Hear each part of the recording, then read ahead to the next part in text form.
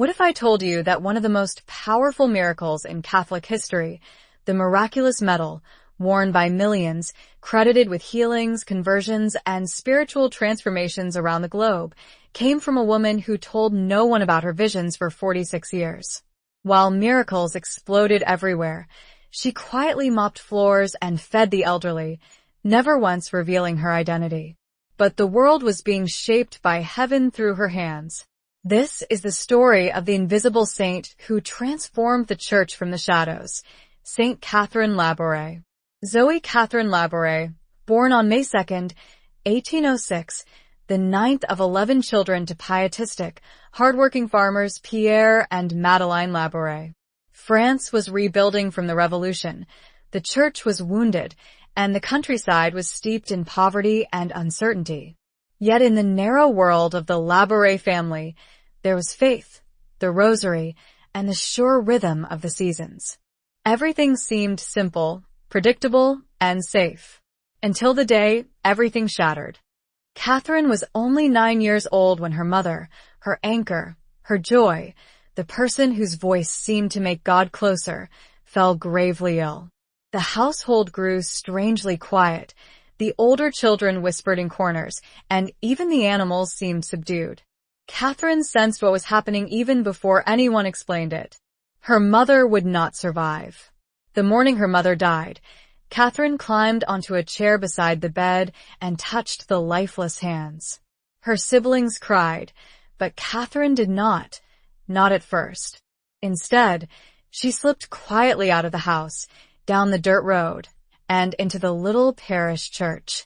The priest found her there hours later, crouched in front of a statue of the Blessed Virgin, arms wrapped around its base, as if clinging to it for life. She whispered only one sentence again and again, in a child's trembling voice, "Now you will be my mother." Those who later spoke of her sanctity would point to that moment, not a vision, not a miracle, but a choice of the heart that shaped her forever. From that day on, Catherine's devotion to Mary was not merely pious affection. It was the fierce, desperate loyalty of a girl clinging to the only comfort she had left. It was a vow. Life on the farm hardened her quickly. She learned to cook for the family, clean, herd cattle, bake bread before sunrise, and do the heavy work usually reserved for older girls. Her father relied on her more than on anyone else. Even as a small child, she had an uncanny self-possession, quiet, serious, obedient, thoughtful. The neighbors said she never complained, never refused a task, never drew attention to herself. Most assumed she would remain on the land all her life, maybe marry a local farmer.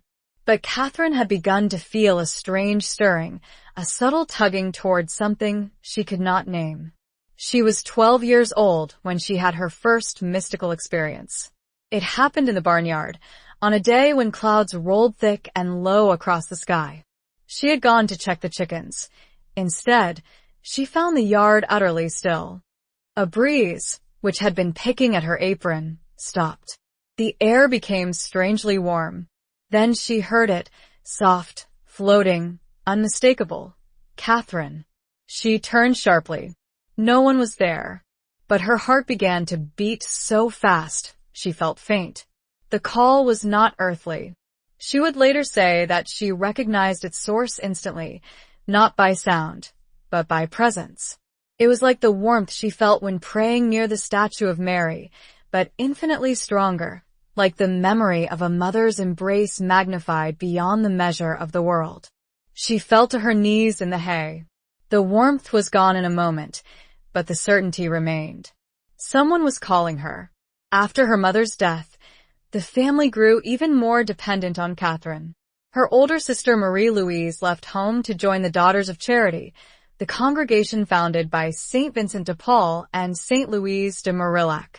Their blue-gray habit, their austere lives among the poor, it fascinated Catherine. When her father and siblings wrote letters describing Marie's new life, Catherine devoured every detail, imagining herself beneath the white cornet, serving the suffering as if serving Christ himself. But her father was firmly against it. He needed Catherine at home. She was, after all, the most responsible of his daughters. She managed the house, organized the meals, fed the animals, cleaned the linens, and kept order among her younger siblings.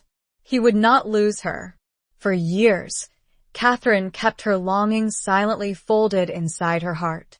Yet Mary's quiet pull did not leave her. She prayed in the fields, silently speaking to the mother she had claimed for herself. She went to daily mass whenever she could. She kept a severe sense of modesty and purity, even though no one taught her to. She dreamed of religious life the way some girls dreamed of marriage. Then came the dream, a dream which would follow her like a prophecy. She was 18 when she dreamt of a solemn chapel in Paris, one she had never seen in her life. A priest stood near the altar, old, gentle, with eyes that felt strangely familiar. He looked at Catherine with the warmth of a father and approached her. "You flee from me now," he said tenderly, "but one day you will come to me. God has plans for you." She woke trembling, so shaken she could barely breathe. The priest's face burned in her mind like a candle whose flame only grows brighter as the room goes dark.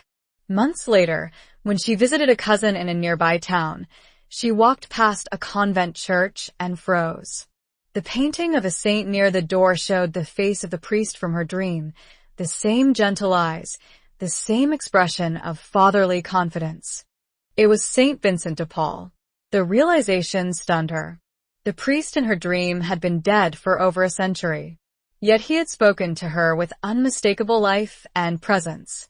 She knew then that God was not merely nudging her toward religious life.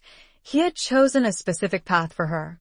When she returned home, she told her father once more that she wished to join the Daughters of Charity. He refused. Catherine bowed her head and obeyed him, but inwardly she knew the matter was settled. God had spoken. A saint had confirmed it. Mary was drawing her deeper, step by step, toward a destiny no one in Burgundy could possibly imagine. Her father tried a different approach.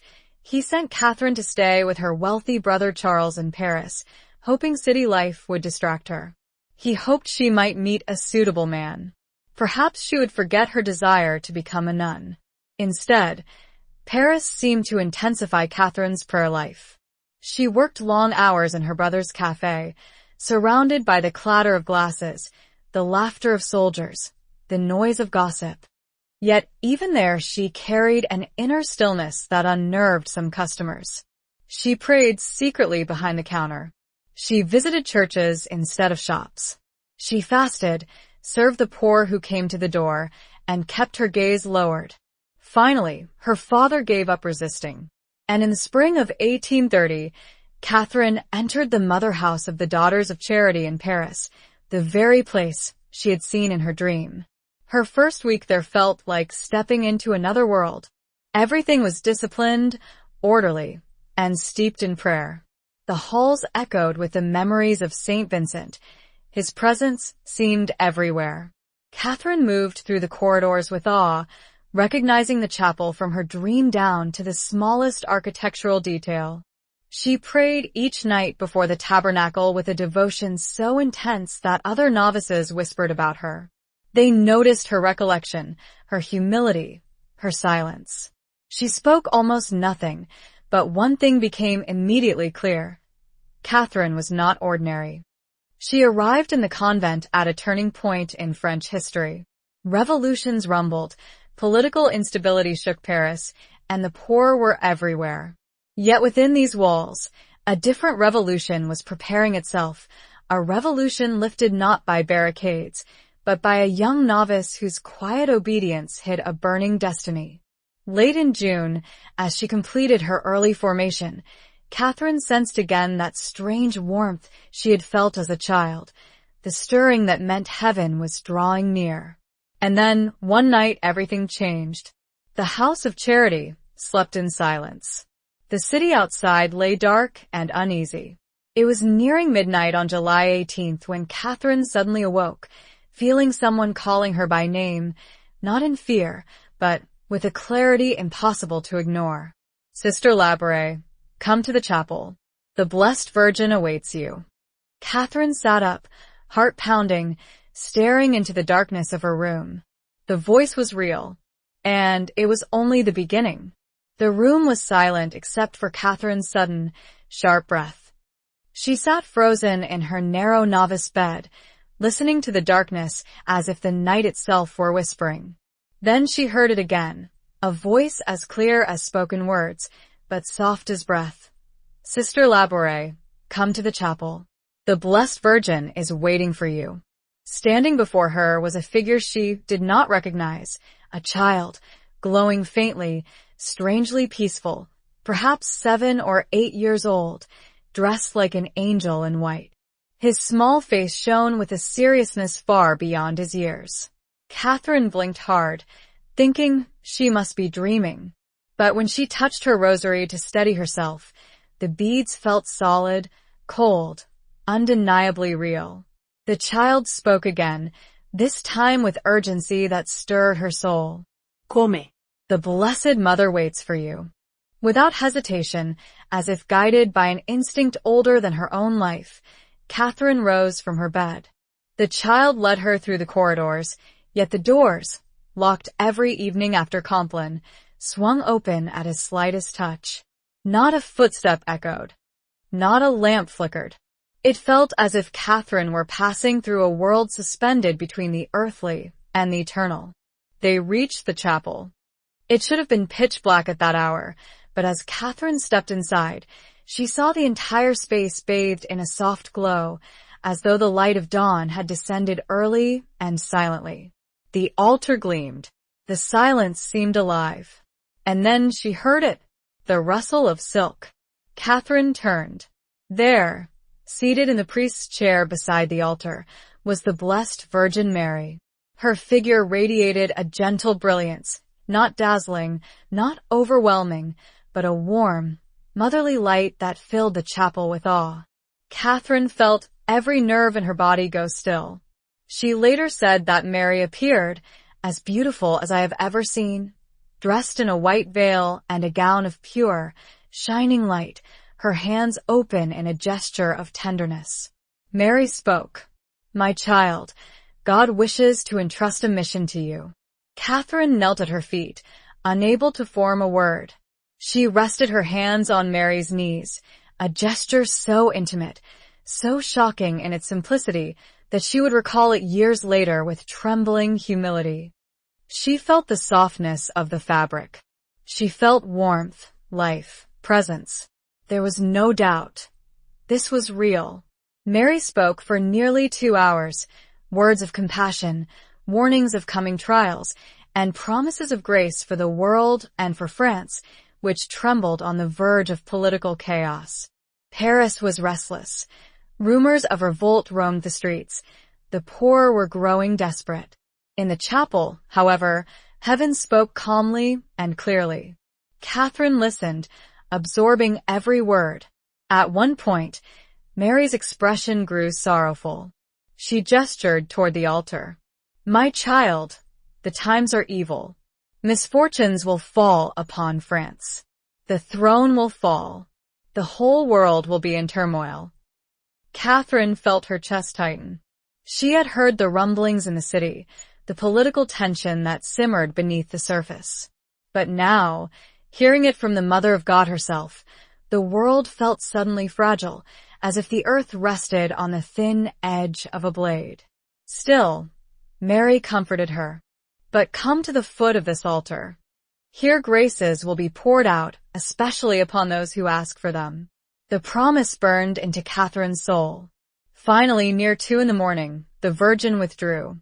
The chapel's glow faded, and Catherine was left kneeling alone before the darkened altar. Only the small angel remained to guide her back through the silent corridors. When she returned to her bed, she felt her body suddenly heavy with exhaustion, but her heart surged with a certainty that the world had changed. The next morning, Catherine longed to run to the chapel, to kneel in the exact spot where Mary had stood, to confirm that the memory was not a dream. She obeyed silently through the morning duties, the quiet whispers of prayer, and the rigid schedule of the house. Finally, she approached her confessor, Father Jean-Marie Aladel, a young Vincentian priest with a stern temperament and a strong devotion to reason. He listened without reaction as Catherine recounted every detail of the night's apparition. When she finished, he sat back in his chair, arms crossed. "Visions, my child, must be tested. Speak to no one of this." Catherine obeyed. Obedience came to her naturally, almost instinctively, but the silence burned. Days passed. Nights deepened. The summer heat thickened over Paris, and political sparks ignited into open revolt. On July 27, 1830, barricades erupted across the streets of Paris. Gunfire cracked through the night. The sisters in the convent huddled in prayer as chaos raged outside their walls. The July Revolution had begun. The throne Mary had spoken of indeed collapsed. Catherine watched from the window as wounded citizens fled past, covered in soot and blood. Smoke choked the skies. The bells of churches rang in distress. Mary had foretold this. The prophecies' fulfillment gave Catherine a new courage. Her confessors still doubted, but her heart did not. Heaven was speaking, and she knew the conversation was not over. Indeed, it was only beginning. Throughout the summer and autumn, Catherine felt an increasing awareness of Mary's presence, subtle, unmistakable, like a soft breath on the edge of perception. She prayed with an intensity that made even the older sisters glance at her with curiosity. She never sought attention, never spoke without necessity, and yet she radiated something, a quiet fire, a gravity, a steadiness that seemed far beyond her 24 years. Then came the night of November 27, 1830. Catherine had been praying with the other sisters in the communal chapel. The winter air seeped through the windows, chilling the room. A single candle flickered near the altar. Everything felt still, solemn, hushed. Suddenly, she heard it again. The rustling of silk. She looked to her right, and there, beside the tabernacle, stood the Blessed Virgin Mary, radiant once more, her dress shimmering in brilliant white, her veil flowing like liquid silver. But this time, Mary was not alone in her stillness. She moved. Her hands spread, as though offering something to the world. Catherine stared, breathless, frozen in reverence. She knew instantly. This moment, more than any other, was the heart of her mission, the heart of her life. Mary stood on a half-globe beneath her feet, crushing a serpent in a gesture of victory. From her open hands flowed narrow rays of light, streams of grace bursting forth with such brilliance that Catherine felt she could hardly bear the sight. A voice spoke, not aloud, yet perfectly clear. "These rays symbolize the graces I give to those who ask for them." The vision shifted. An oval frame formed around Mary, and in letters of gold Catherine read, "O Mary, conceived without sin, pray for us who have recourse to thee." The words burned themselves into her memory. They carried both authority and tenderness, like a mother's plea and a queen's command combined into one. Then the image rotated, revealing the reverse side, a large M surmounted by a cross, beneath it the hearts of Jesus and Mary, one crowned with thorns, the other pierced with a sword. 12 stars encircled the entire design. Catherine felt trembling energy rush through her, as if the entire world were turning beneath her knees. Mary spoke, "Have a medal struck according to this model. All who wear it will receive great graces. Graces will abound for those who wear it with confidence." The weight of the mission hit her like a force. A medal? Distributed to the world? How could she, a silent novice, be asked to bring this to fruition? The vision faded slowly. The chapel dimmed. The air cooled. Catherine remained kneeling long after the apparition ended, her heart pounding, her mind struggling to comprehend what had been entrusted to her. When the prayer ended and the sisters quietly filed out, Catherine hesitated at the door, yearning to stay in the place where heaven had spoken to her. But obedience called, and she followed the others into the cold corridor. That night, she approached Father Aladel again. This time, her voice trembled. "Father, the Blessed Virgin has returned. She has given me a mission." He listened, stern as before. When she described the medal, he frowned deeply. "A medal for the whole world? My child, you must be vigilant. The devil can deceive." But when Catherine repeated Mary's warning about the coming civil upheavals, prophecies that were now unfolding before his eyes, the priest hesitated. Something in Catherine's sincerity, her simplicity, her obedience, touched him. Still, he said only, "We will see. You must remain silent." And so Catherine obeyed. But silence does not stop destiny from unfolding. Catherine expected that once heaven had spoken, once the Blessed Virgin herself had given a mission, everything would unfold quickly and easily. But she soon discovered that divine missions rarely move in straight lines. They pass through human hands, human doubts, human delays. And in this case, that meant Father Aladel. After the November 27th apparition, Catherine felt burning urgency.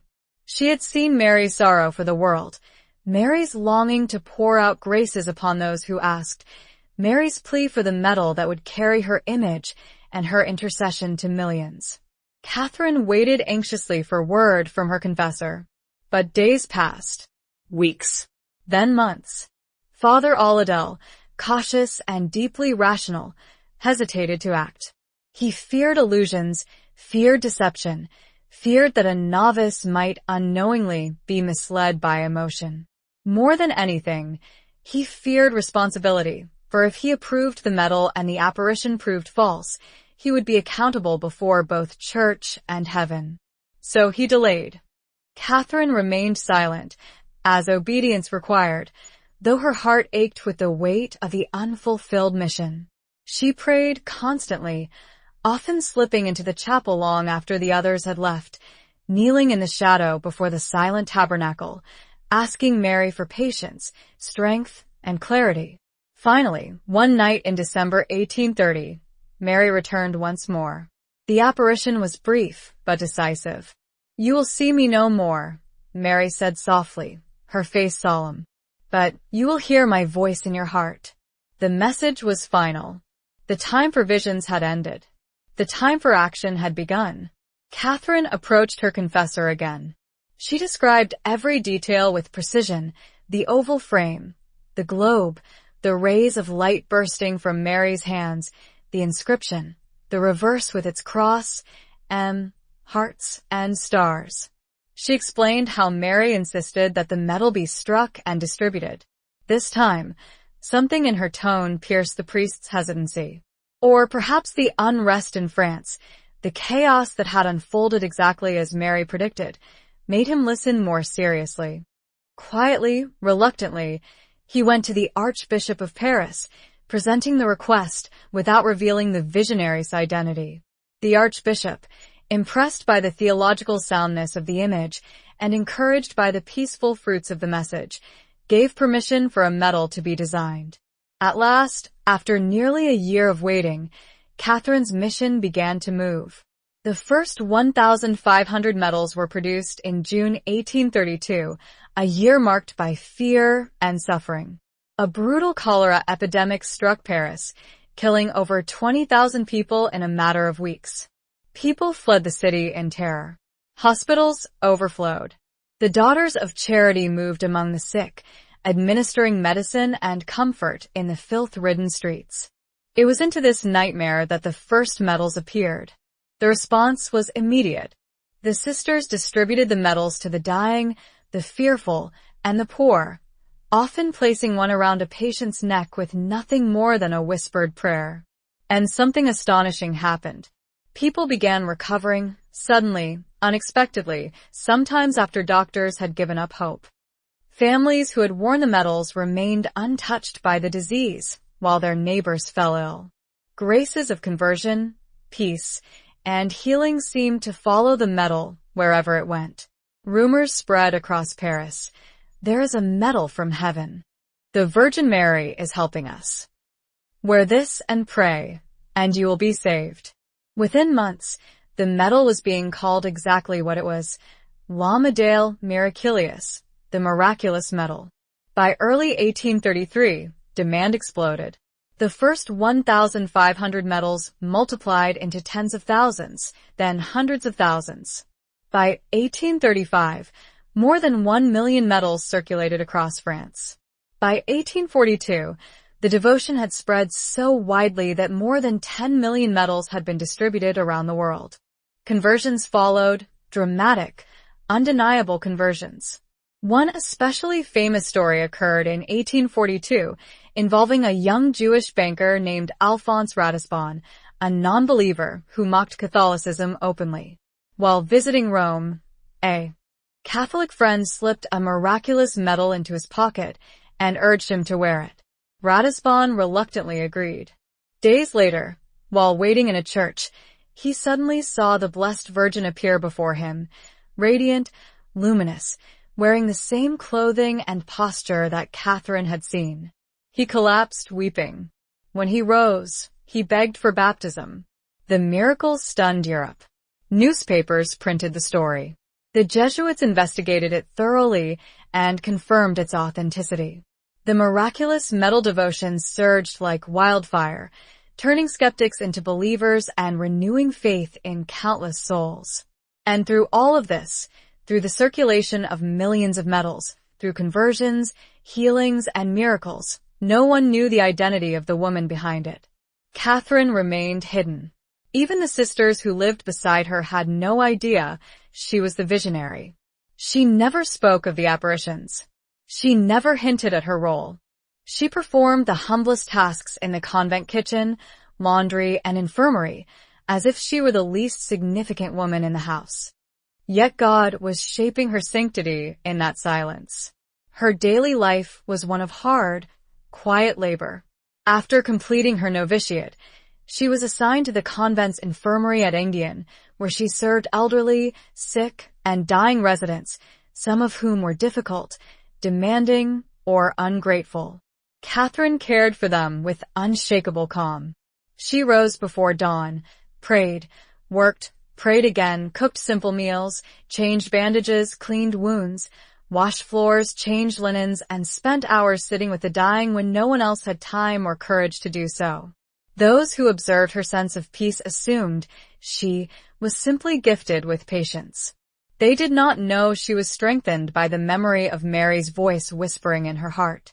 Catherine's charity was not sentimental. It was rugged, persistent, and self-forgetting. She never raised her voice. She never complained. When trouble came, she faced it with supernatural calm. One of her fellow sisters recalled, "She seemed to see God in everyone." Even those who treated her harshly became gentler in her presence. Catherine possessed an unusual combination of humility and inner fire. She avoided all attention, yet radiated quiet authority. People sensed something in her, some depth, some weight, some hidden grace. They respected her without knowing why. Her love for Mary did not lessen with time. It grew stronger, deeper, sharper. She spoke to Mary constantly in silent prayer. She carried out her work with a sense that the Mother of God was watching over every task, blessing every sacrifice, guiding every step. In the infirmary gardens, Catherine created little corners of prayer, small statues, flowers, and gravel paths that the old women could walk around. She tended them carefully, seeing in each rose the gentleness of Mary, in each thorn the sorrows she had witnessed in the visions. Her inner life was not without suffering. She endured long stretches of spiritual dryness, moments when God felt distant and silent. She also suffered from intense physical exhaustion. The infirmary demanded constant labor, but Catherine accepted all hardships as if they were part of her hidden mission. In the evenings, she spent long hours before the Blessed Sacrament, sometimes kneeling so still that the other sisters assumed she had fallen asleep. But inside, her heart burned. She prayed for those who wore the medal. She prayed for the world. She prayed that Mary's promise of grace would continue to unfold. And indeed it did. The Miraculous Medal became one of the most widespread devotions in Catholic history. It traveled to missionaries in Asia, Africa, and the Americas. Soldiers carried it onto battlefields. Mothers placed it around their children's necks. Sailors kept it in their pockets when storms raged. The dying clutched it in their final moments. But as the devotion grew worldwide, the woman at its center continued sweeping floors, cleaning wounds, and serving the poor in total obscurity. For decades, she would remain hidden, so hidden that many who owned a medal, many who prayed before it each night, many who attributed miracles to it, assumed the visionary must be long dead. They never suspected that she was still alive, moving quietly among the sick in a modest French infirmary, unknown, uncelebrated, and utterly content that no one knew her role. For Catherine believed something that few people ever grasp. When God chooses a soul for a great mission, He often hides that soul from the world so He alone receives the glory. And so she embraced the hidden years without question. But the world would not be permitted to remain ignorant forever. A secret like Catherine's could remain buried only so long. Soon, very soon, the truth was going to break open. For many years after the Miraculous Medal spread across the world, Catherine Labouré remained a silent figure working in the shadows of the Enghien infirmary. The world attributed healings, conversions, and miracles to the mysterious medal, but no rumors pointed to her. Priests preached about it, missionaries carried it in distant lands, and bishops urged laypeople to wear it, but not a soul imagined that the visionary still breathed, walked, scrubbed floors, and tended the elderly in a modest Parisian asylum. To live in such obscurity wasn't a burden to Catherine, it was her joy. She believed deeply that the mission was never about her. It belonged to Mary. Her role was only to obey and disappear. And so the hidden decades continued. The years passed with a steady rhythm. Morning prayer, infirmary work, tending gardens, sitting with the dying, mending clothes, washing the elderly, answering the bell late at night for residents who needed help. Catherine moved through the corridors with quiet swiftness, her feet barely making sound on the stone floor. Even when her health weakened with age, she kept her tasks with determination rooted not in pride, but in love. Her sisters noticed something unexplainable. Despite the physically demanding labor, Catherine always seemed to have reserves of strength. When a sick resident required care at night, she was invariably the first to rise. When an elderly woman grew agitated, Catherine could calm her with a simple touch. When death approached for one of the ladies in the infirmary, Catherine would often sense it before anyone else, slipping quietly into the room to pray long before the final breath. Some said she had a sixth sense. Others whispered that she lived closer to heaven than to earth. But Catherine rebuked such compliments with gentle firmness. "It is Mary who does everything," she would say. She kept the secret of the apparitions for 46 years, a silence astonishing even by the standards of the saints. Not once did she reveal her role. Not once did she hint at her mission. She let the world marvel at the medal and never suggested that she was the one Mary had chosen. Only two people on earth knew. Father Aladel, who had long since died in 1865, and his Vincentian superior, who safeguarded the original reports. Catherine's silence, however, did not mean her life lacked interior richness. She continued to feel interior inspirations, soft movements of the soul, brief interior words, a quiet guidance that reminded her of Mary's final promise, "You will not see me, but you will hear my voice in your heart." And Catherine did. Whenever difficult residents tested her patience, whenever new novices arrived with youthful pride and restlessness, whenever exhaustion threatened to overwhelm her, she would feel a soft, motherly whisper in her heart, not as an apparition, but as a spiritual nearness. It strengthened her for decades. Only late in life did the time come for the secret to be revealed. It happened in 1876, when Catherine was 70 years old. The infirmary had grown quiet as winter approached. Catherine could feel her strength failing. Her steps were slower, her hands trembled slightly, her breath shortened with effort. And yet she still did her tasks, refusing special treatment. One evening, she called her superior, Sister Duffs, to her small, dimly lit room. Sister Duffs respected Catherine immensely. She often said that Catherine had a depth she could not explain, a spiritual solidity that made ordinary things seem sacred. When Catherine asked to speak privately, Sister Duffs sensed something significant. Catherine closed the door, her face serious, almost grave. "Mother," she said quietly, "I have something to tell you." Sister Duffs sat down. Catherine lowered her voice. "It is the Blessed Virgin. She has asked me to tell you something before I die." Catherine paused, gathering courage. Her heart pounded with the weight of 46 years. "I must tell you that I am the sister to whom the Blessed Virgin appeared in the chapel of the Rue du Bac." Sister Duffs felt her breath catch. For a moment, she could not speak. She stared at Catherine, this humble, quiet, obedient woman whom she had seen for years sweeping floors, mending clothes, and tending the elderly. "You," she whispered. "It was you." Catherine nodded, tears forming. She repeated the entire story with simplicity. The July 18th apparition, the secrets about France, the warning of trials, the request for the medal, the vision of the globe, the rays, the inscription, the hearts, the stars. She described each detail exactly as she had described it decades earlier to her confessor. Sister Duffs listened in stunned silence. When Catherine finished, she added gently, "I have always desired to remain hidden, but the Blessed Mother wants you to know. You must guard this, Mother, until the time is right." The superior left the room trembling with awe. In a single evening, the quietest woman in the infirmary had revealed herself to be the vessel of one of the greatest Marian devotions in history. Yet Catherine asked for nothing, not recognition, not honor, not comforts. She only said, "Let us love the Blessed Virgin very much." After revealing the secret, Catherine seemed to let go of something inside her. Her energy waned. Her voice grew softer. Her steps slowed.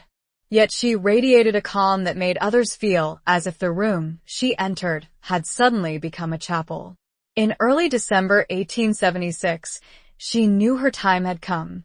One cold evening, after a day of quiet labor, Catherine asked a sister to help her lie down. She folded her hands on her chest, her rosary still threaded between her fingers. Her breathing was light and steady. A few days before her death, she whispered to the sister beside her bed, "I am going to see our Lord, His Mother, and Saint Vincent." There was no fear in her voice. On the night of December 31st, 1876, as the world entered a new year, Catherine Labouré entered eternity.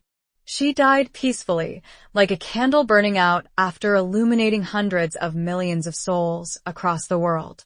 She left behind no writings, no diaries, no grand accomplishments, only the quiet life of a hidden servant and the legacy of a medal that would shape the spiritual lives of countless generations. When her body was exhumed in 1933, more than 50 years later, those present were astonished. Her body was incorrupt, perfectly preserved as if she had died only yesterday. Her hands looked delicate and soft. Her face appeared peaceful and young. It was as if time had refused to touch her, an outward sign of the purity she had carried in her soul. Today she rests in a crystal reliquary in the very chapel where Mary appeared to her, the chapel of Our Lady of the Miraculous Medal at 140 Rue du Bac, Paris. Millions visit annually, unaware that the quiet young novice who once slipped through its corridors at midnight, following a mysterious child toward a glowing altar, now lies beneath the gaze of the Virgin she loved with her entire being. Saint Catherine Labouré never sought recognition. She never wanted to be known. She only wanted to serve Mary and fulfill her mission. In the end, her hidden life changed the world. For she taught us something profound. something that echoes through every miraculous medal carried in every pocket, worn around every neck, clasped in every suffering hand. Greatness in God's eyes is found not in what the world sees, but in what we do quietly, humbly, faithfully, hidden in the heart of Mary.